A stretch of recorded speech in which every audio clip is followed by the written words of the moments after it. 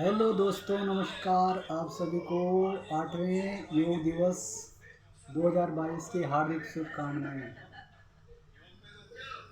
जैसा कि आप जानते हैं, योग एक physical, mental and spiritual activity है और इससे हम अपने आप को ईश्वर से कनेक्ट करते हैं। साथ में मन को एकाग्रचित करके अपने आप को स्वस्थ बनाने की प्रयास करते हैं। 8वें अंतर्राष्ट्रीय योग दिवस की सभी को हार्दिक शुभकामनाएं। कुछ योग प्राणायाम कर लेते हैं। सबसे पहले ध्यान मुद्रा में बैठ के ईश्वर का ध्यान करते हैं। ओम का उच्चारण करते हैं।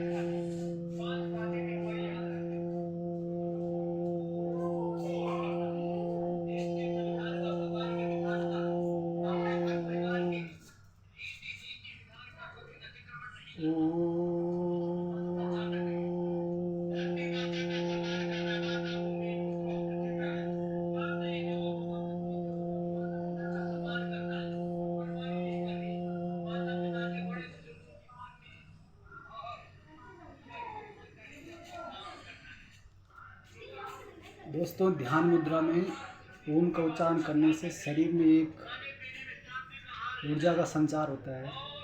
ओम ऐसा शब्द है जिसमें कि शक्ति है। सारे शरीर में ऊर्जा का संचार होता है।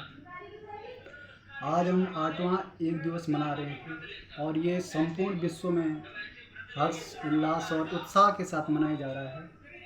प्रधानमंत्री जी मैसूर के पैलेस में योग दिवस में भाग ले रहे हैं। देश के विभिन्न भागों में, लद्दाख से लेकर दक्षिण कन्याकुमारी तक, उत्तर से लेकर दक्षिण तक, पूर्व से लेकर पश्चिम तक, सारी दिशाओं में योग बड़े उल्लास के साथ मनाया जा रहा है। जैसा कि आप जानते हैं कि भारत तो प्राचीन काल से ही योग करता आया है, लेकिन विश्व को योग प्रधानमंत्री जी ने जब 2014 को इसको यूनाइटेड नेशन जनरल असेंबली में इस प्रस्ताव को रखा, तो यूनाइटेड नेशन जनरल असेंबली ने इसे सहज स्वीकार किया और 21 जून को योग दिवस के रूप में मनाने का इसको डिक्लेयर किया, इंटरनेशनल योगा डे। क्योंकि आज उत्तरी गोलार्ध का सबसे बड़ा दिन भी है 21 जून। उत्तरी गोलार्ध में आज का दिन सबसे बड़ा दिन होता है, क्योंकि इस दिन सूर्य अपनी मैक्सिमम अवस्था पे होता है। योग आदि योगी वैसे शिव भगवान हैं जिन्होंने मानव को योग दिया था, योग सिखाया। योग दिवस पे कुछ प्राणायाम करेंगे, कुछ आसन करेंगे, कुछ व्यायाम करेंगे। Yoga for health, yoga for well being, yoga for harmony, yoga for humanity. जैसे कि 8वां योग दिवस का थीम है योगा फॉर ह्यूमैनिटी और प्रधानमंत्री मोदी जी कह रहे हैं, उन्होंने अपनी स्पीच में कहा है कि yoga can be a problem solver, yoga connects people, countries, it has no limits. So yoga for everyone, yoga for health and well-being. पहला प्रणाम कर रहा हूँ मैं कपालभाति, जिसका अर्थ ये है कि हमारा ललाट इससे दीप्तिमान होता है इस योग से, साथ से इस योग प्राणायाम से डाइजेशन सिस्टम, हमारी मांसपेशियाँ मजबूत होती है और बॉडी डिटॉक्स होती है। तो पहला प्राणायाम है कपालभाति। इसमें ध्यान मुद्रा में बैठेंगे पहले और नॉर्मल ब्रीदिंग करेंगे शुरुआत में, इनहेल और एक्सेल।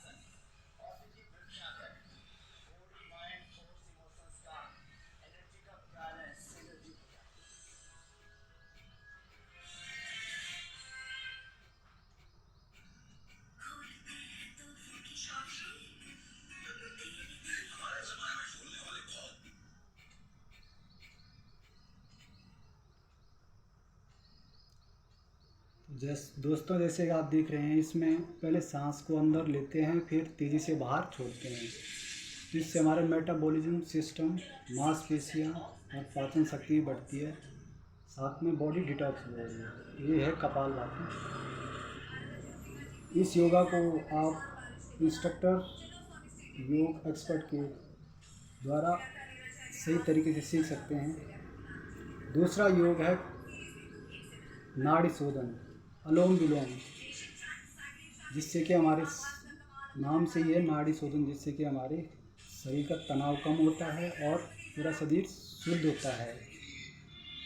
इसको पहले हम इस तरह से उंगलियों को पकड़ेंगे,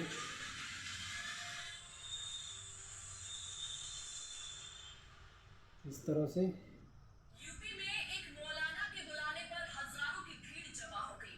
ग्राउंड को खचा और अंगूठे को नाक के ऊपर भाग में रख के एक्शन में है। पुलिस ने 19 जून की रैली में जुटी भीड़ पर बाएं मुकदमा कर नाक दिया से है। बरेली पुलिस ने आयोजकों पर नॉर्मल एफआईआर दर्ज कर ब्रीदिंग, दिया है और सांस को कार्रवाई की अंदर तैयारी हो लेंगे। रही है। इस रैली हमको जानकारी मिलेगी एकनाथ शिंदे और उनके साथ विधायक यहाँ पर है, इस होटल के अंदर मौजूद है। एकनाथ शिंदे शिवसेना के बड़े नेता, लेकिन अब फिर अनामिका को बाएं नाक में रख के दाएं नॉस्ट्रिल से सांस को बाहर छोड़ेंगे नॉर्मल ब्रीदिंग से।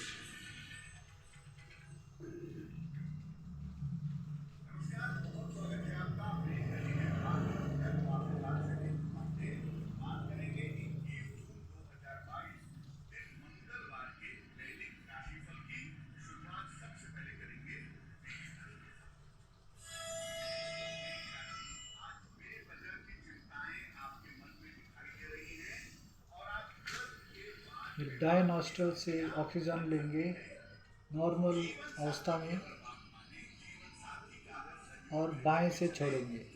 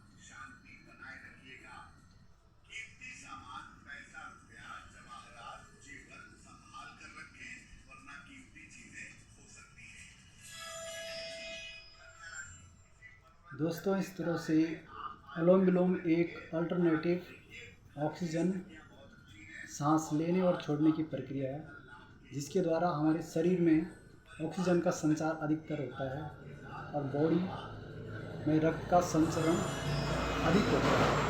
बॉडी डिटॉक्स होती है, जैसे जो गैसेज होते हैं कार्बन डाइऑक्साइड अदर गैसेस, इनका बॉडी से डिटॉक्सन होता है।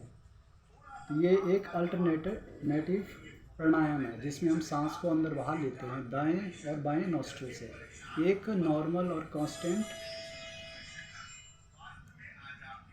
अवस्था में। तो ये है नाड़ी शोधन प्राणायाम। प्राणायाम मतलब सांस को अंदर बाहर लेना। इससे बॉडी हमारा ऑक्सीकृत हो रही है और ब्लड में ऑक्सीजन अधिकतर मिल रहा है। तो ये एक फ़ायदेमंद प्राणायाम है, इसको ज़रूर करना चाहिए डेली। और इसको सही तरीके से करने के लिए हमें योग एक्सपर्ट का सलाह लेनी चाहिए। तीसरा प्राणायाम भ्रामरी प्राणायाम, जिससे शरीर में एक ऊर्जा का संचार होता है, अनिद्रा रोग का निवारण होता है, साथ में एकाग्रता बढ़ती है और बॉडी ऊर्जावान बनती है। तो भ्रामरी प्राणायाम करते हैं। इस तरह से अनामिका उंगली को हम अपने आँखों में रखेंगे, मध्यमा को और अनामिका को नॉस्ट्रल में रख मुँह के ऊपर और अंगूठे को कान में रखते हुए लंबी ब्रीदिंग इनहेल करेंगे, सांस को लेंगे।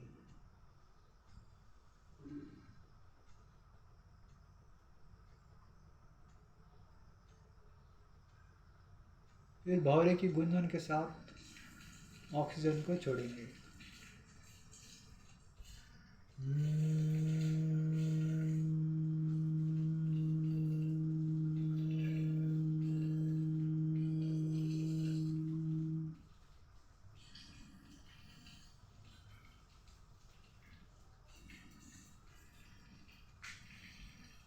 फिर लंबी सांस लेंगे।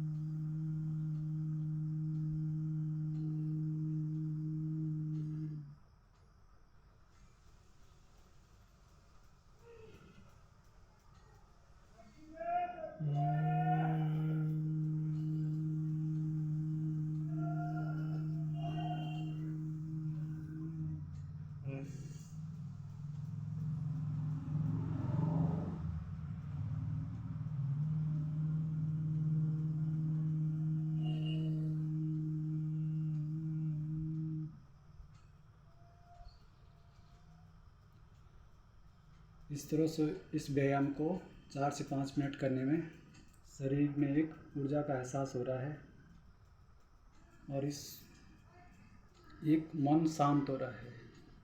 अगला प्राणायाम है शीतली प्राणायाम, जिसके नाम से ही विदित हो रहा है कि इससे शरीर में शीतलता और मन शांत होता है, एकाग्रता और कंसंट्रेशन पावर बढ़ती है।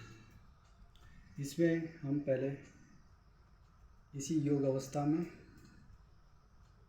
ध्यान अवस्था में बैठेंगे और जीभ को ऐसे मोड़ेंगे और बाहर निकालेंगे और फिर लंबी सांस लेंगे नॉर्मल ब्रीदिंग के साथ।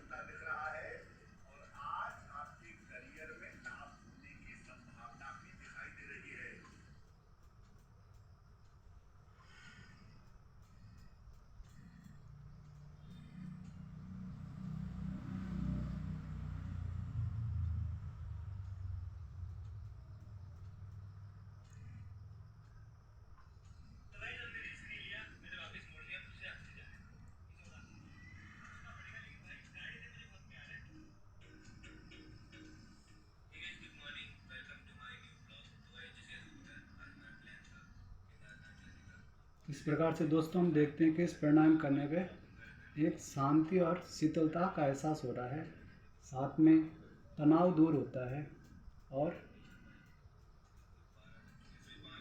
मन एकाग्रचित्त होता है। तो तनाव से दूर रहने के लिए और एकाग्रता, अनिद्रा, इन दोषों से दूर रहने के लिए हमें ये प्राणायाम करना चाहिए। अब कुछ आसन कर लेते हैं।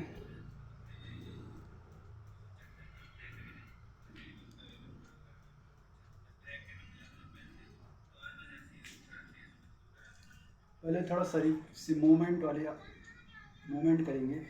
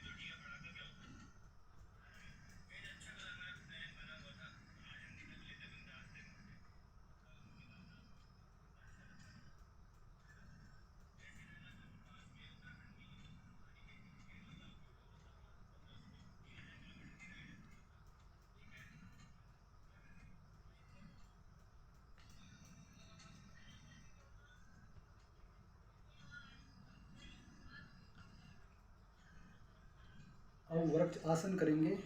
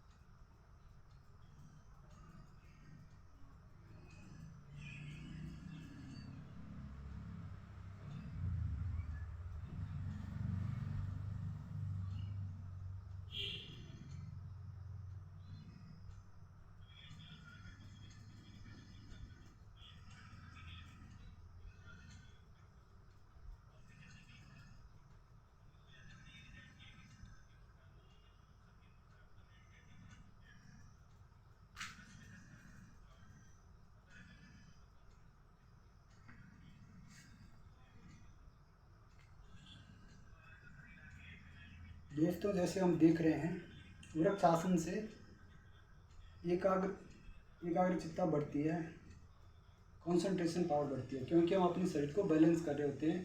तो ध्यान एक जगह केंद्रित होता है और साथ में इसमें हम नॉर्मल ब्रीदिंग कर रहे हैं, एक्सेल एंड इनहेल। इससे हमारा लंग्स की प्यूरिफिकेशन भी हो रही है और ब्लड में, शरीर में ब्लड का सर्कुलेशन भी एक हिसाब से बढ़ रहा है। इस तरह से हम वृक्षासन कर सकते हैं। दूसरा है ताड़ासन।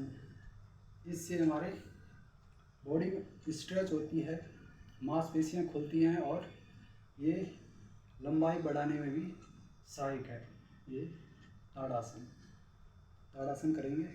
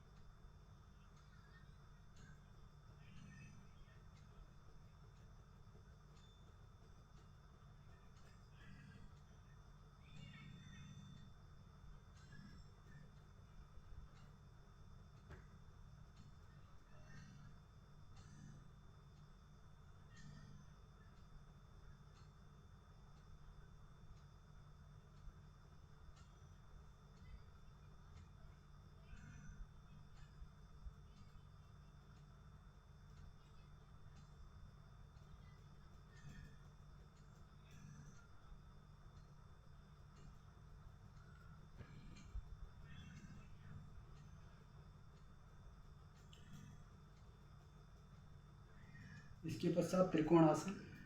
पहले दोनों पाँव को इस तरह से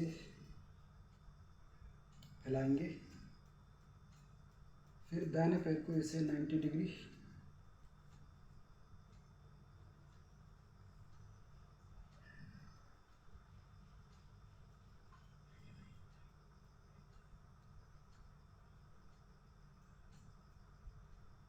अब बाएं हाथ को सीधा स्ट्रेट अबव दी स्काई।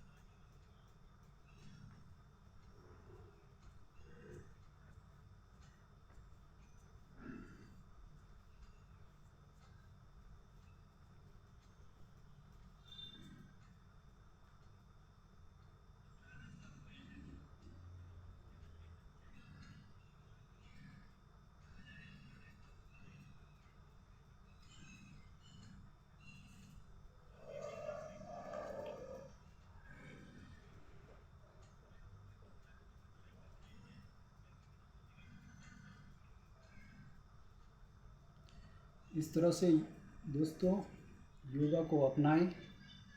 जैसे कि 2022 इंटरनेशनल योगा डे की थीम है योगा फॉर ह्यूमैनिटी। तो योग एक मानवता के लिए है। तो आप सभी को इंटरनेशनल योगा दिवस की हार्दिक शुभकामनाएं। धन्यवाद। ओम